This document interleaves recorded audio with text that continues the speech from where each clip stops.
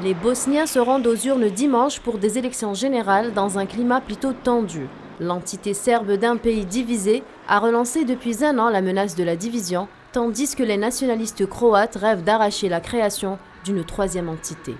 Selon Ranko Mavrak, analyste politique basé à Sarajevo, la Bosnie-Herzégovine connaîtrait la plus grave crise politique depuis la signature de l'accord de paix. Jugeant les divisions ethniques profondes un véritable danger pour la survie et l'intégrité de la Bosnie, et selon lui, aucune des parties n'est intéressée par un État entièrement intégré où aucun d'entre eux ne pourrait rester au pouvoir. Les Bosniens désigneront ensemble les 42 députés de la Chambre des représentants du Parlement central, avec des élus serbes orthodoxes, croates catholiques, bosniaques musulmans, ainsi que ceux qui n'appartiennent à aucun des trois communautés constitutives. Dans les trois communautés, les chefs politiques se livrent à une surenchère nationaliste pour se maintenir au pouvoir, pendant que tous les habitants qui le peuvent choisissent l'exil face à l'absence de perspectives tant politiques qu'économiques.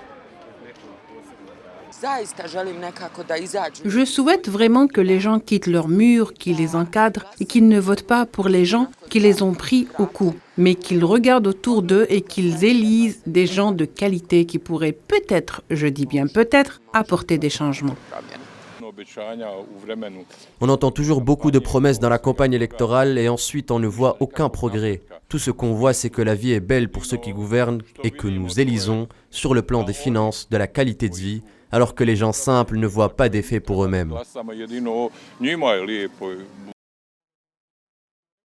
Des élections avec un objectif plutôt récurrent, mais aucune des trois communautés n'a la même vision, ce qui a justement engendré l'une des plus graves crises politiques depuis la fin de la guerre, avec des menaces indépendantistes de leaders de l'entité serbe.